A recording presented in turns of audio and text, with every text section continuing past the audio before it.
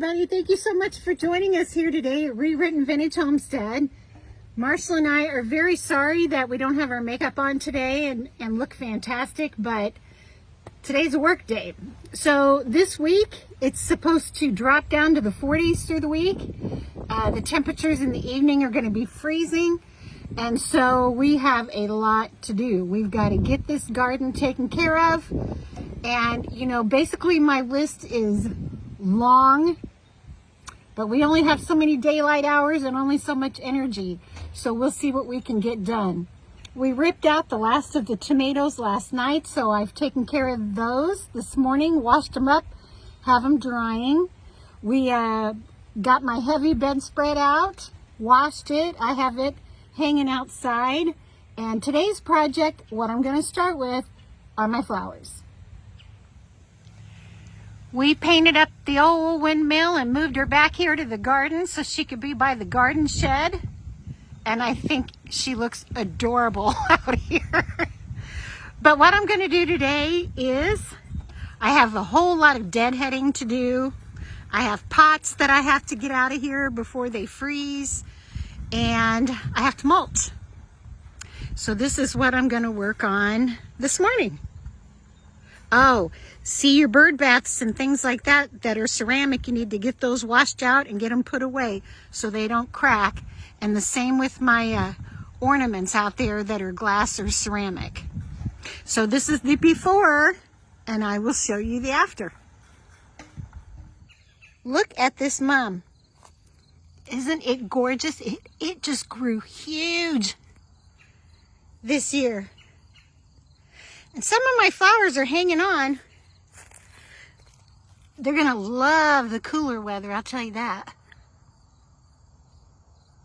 Most of them are looking a little scraggly, but I still have some that are just gorgeous. Look at these pink. Aren't those beautiful? So I'm going to let them hang on a little while longer too.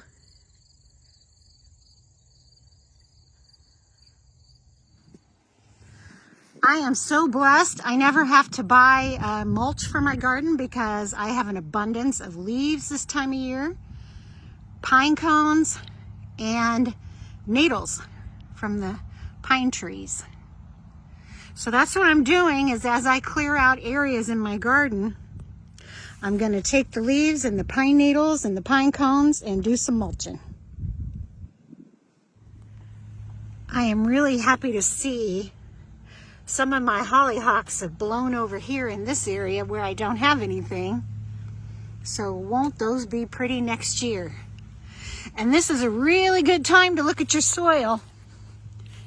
So I don't know, a few videos back, or I guess it was at the beginning of the spring, I threw in a bunch of red wigglers, about a bucket full.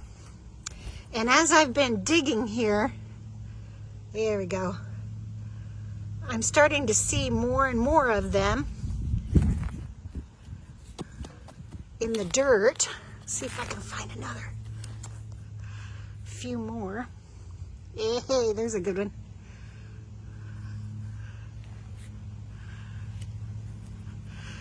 And when you see those worms, that's a good sign. You've got nice, fertile soil. Oh, there's another. These red wigglers are the best because they tear up your soil, keep it nice and loomy, and they, of course, poop, and they eat their own waste and then poop again, and that continual cycle feeds your dirt. So look at your dirt, make sure that it's nice and loomy. You might want to get it tested at your local extension office and see if you need to add any minerals to it, and see what your worm population looks like. You might want to add some of those right now too. So after I turn my soil around, I have been putting my little yard markers, my little solar lights, and my other little lights or sticks that I don't have to worry about over the winter around, by my plants so that when they come up next year, I'll remember what ones are plants and what aren't weeds. And here's another good tip, you guys. Once you spread your leaves down as mulch, make sure you have your dog lay on them so they don't blow away.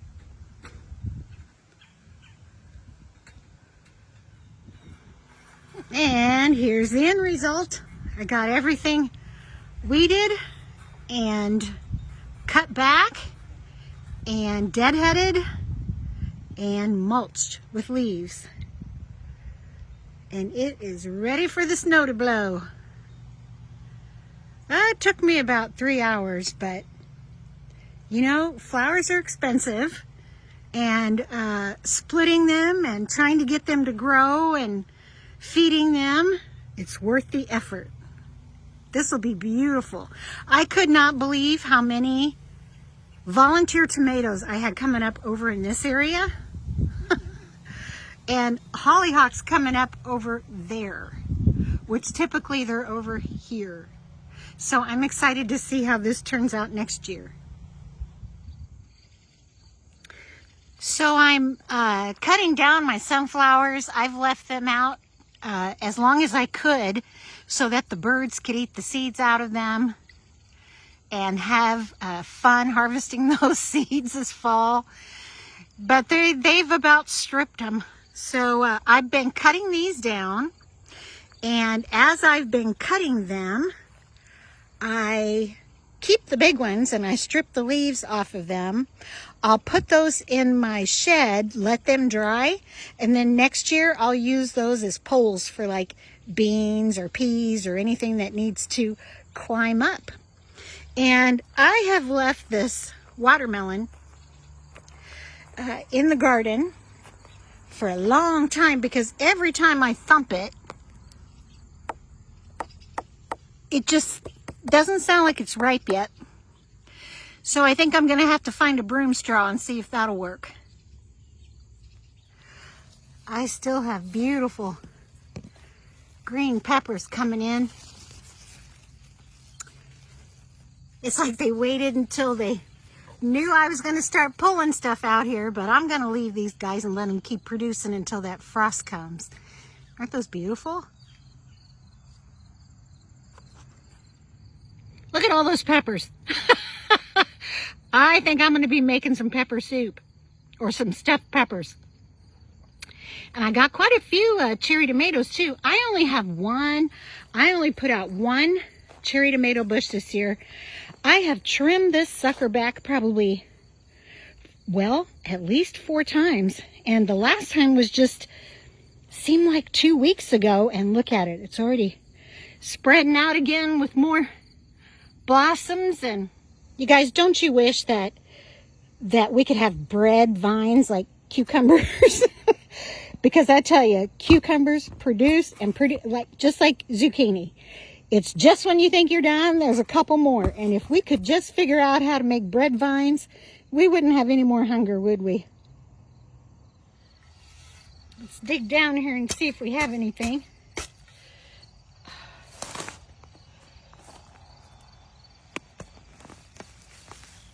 Oh, yeah.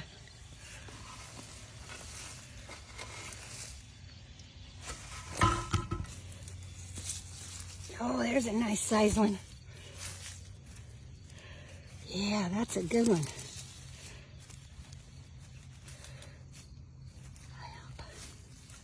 Yep, sweet potatoes are ready. I wish there was a county fair going on so I could enter this sweet potato.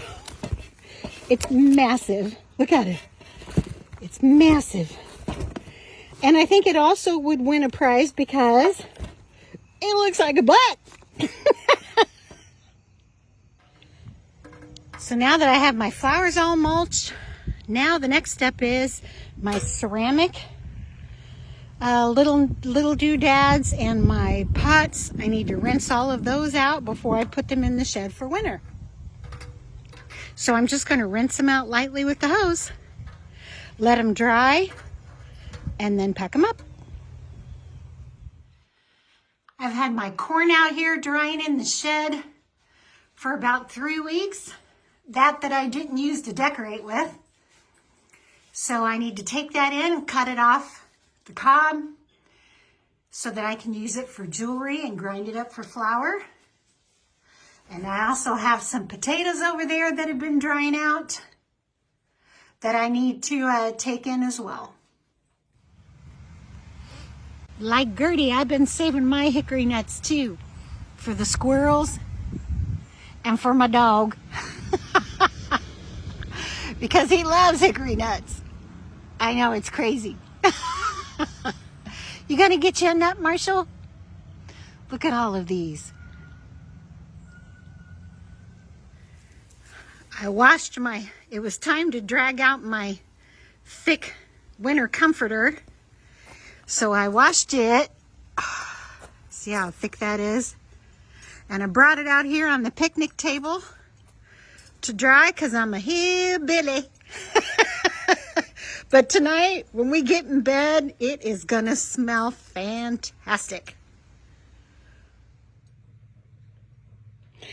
So I tore out all of my tomatoes last night. I only had 1 row left. And this is what I was able to salvage. I have quite a few nice red ones, but some of them aren't quite ripe. So what I'm doing is I'm putting those in paper bags with an apple. And they should be ripe in about 2 weeks. They should be turning red. And the reason you put an apple in there is it speeds up the ripening process because of the gas that the apple emits because of the gas that the apple emits. And so with these green tomatoes, I'm going to make some muffins probably this evening, and I'm going to try to ripen up the rest. My red tomatoes, I'll leave a few out for eating. Oh, I have some over here. I'm going to leave a few out for eating, give a few to my family, and the few that are left, I will probably put in the freezer. When you bring your potatoes in to harvest, you want to make sure you leave them dirty. Don't wash them off while you're storing them, because that will encourage the growth of mold and rot. So leave them dirty. I found these bags I really like because you can hang them at the top. They let the air flow through. And you can open these side pockets. So let's say I want a potato. I can just open the side pocket here and take one out. And I don't have to take the entire bag down from where I'm hanging it. So I'm going to put these in my pantry. I've got black walnuts. I've got potatoes. I have sweet potatoes. What else do I have? Onions and one other thing I can't think. I'm tired. So still working on that fall harvest. And I'll catch up with you later. We are harvesting the seeds from our different pumpkin varieties out here that we had decorating the yard. And we want to decorate for Christmas before the snow starts blowing. And I've not had much luck with pumpkins out here on this soil for some reason. But it's probably something we're doing. So I'm going to take the advice next year that I got from an expert gardener who happens to be my mother. And instead of letting these dry and put them in a container in a dark room, we are going to freeze them. And we'll see how they do. And for our last harvest of the year, Pickles and I are working on the black walnuts. So we take the walnuts and we hit them with a hammer. And then you take the hulls off. And then they go in this bucket. And after we get all of the hulls off, we're going to do the float test to see which ones are good.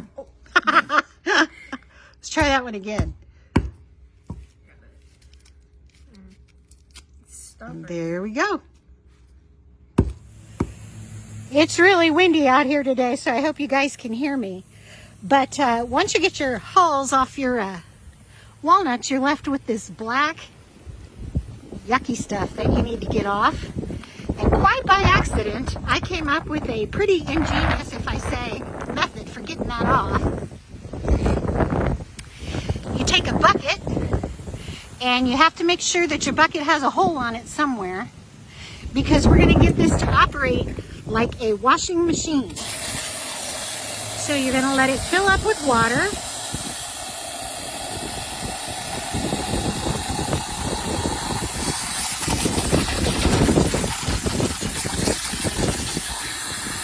Once you get enough water in there, you can start agitating your water, just like a washing machine or a rock tumbler. And that's what you want. You want these walnuts hitting against each other. You want friction. And the ones on the bottom are getting the most friction. And in the meantime, here's my hole.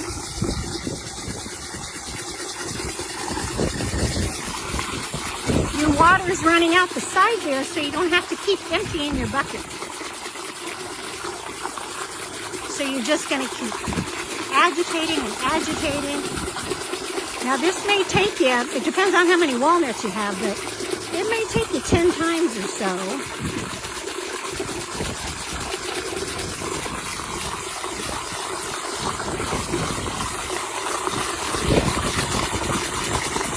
Okay, then what you're going to do is you're going to drain that water. I don't know how well I can do it with one hand, but what I want to do is get to the ones that are starting to turn brown for me. Okay, for example, now it's going to go in my coffee can, which is my high-powered washing machine. And so I'm going to add water to those and shake them up, and I will end up with these.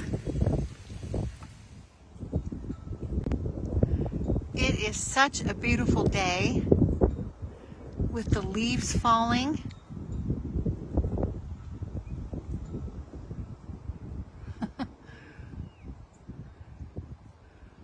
And changing color.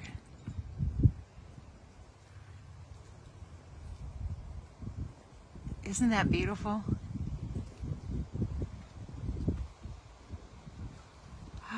Look at that one. That's a hickory tree. And it's outshining all the other ones in the backyard. I am so happy that I'm alive to see another autumn.